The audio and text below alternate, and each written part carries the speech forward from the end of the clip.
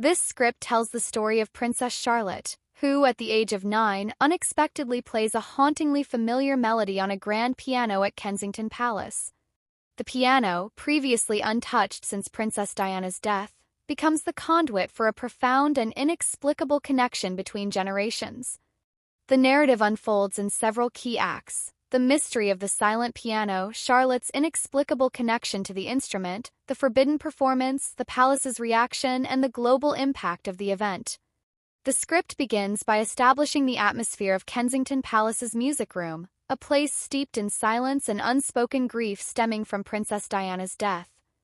The grand piano, a symbol of Diana's private life and artistic expression, remains untouched, a silent testament to her loss. However, Princess Charlotte, from a young age, feels an inexplicable pull towards this piano, a connection that transcends simple curiosity.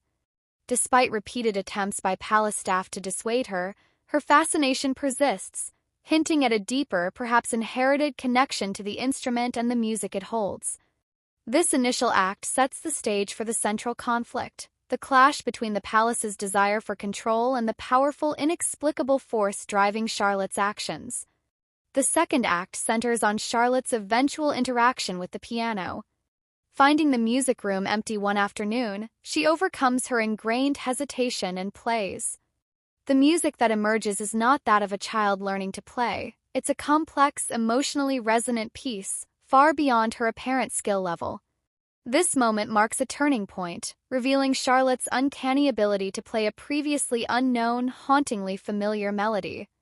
The music's emotional depth and technical proficiency immediately capture the attention of the palace staff, who recognize the piece's resemblance to Diana's style.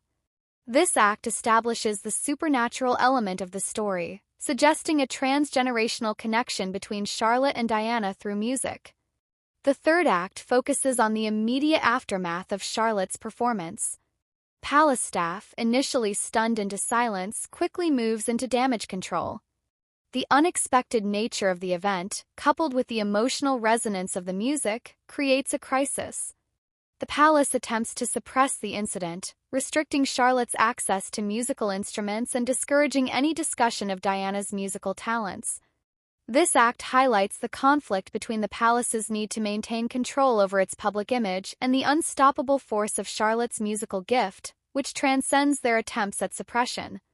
The fourth act describes the global reaction to a secretly recorded video of Charlotte's performance. The video's release transforms the private incident into a global phenomenon. Music experts, royal watchers, and the general public are captivated by the mystery of Charlotte's talent and the uncanny resemblance of her performance to Diana's style. This act emphasizes the power of the internet and social media in disseminating information and shaping public perception, ultimately rendering the palace's attempts at control futile. Conclusion of the script underscores the enduring legacy of Princess Diana and the inexplicable nature of Charlotte's musical gift. The palace's efforts to suppress the music are ultimately unsuccessful, as Charlotte's connection to the music persists, manifesting in subtle yet undeniable ways. The script ends on a note of wonder and acceptance, suggesting that Diana's legacy lives on through Charlotte, not through conscious imitation but through a deep inherited connection. The final message encourages viewers to share the story, emphasizing the power of inherited talents and the enduring legacy of those who came before.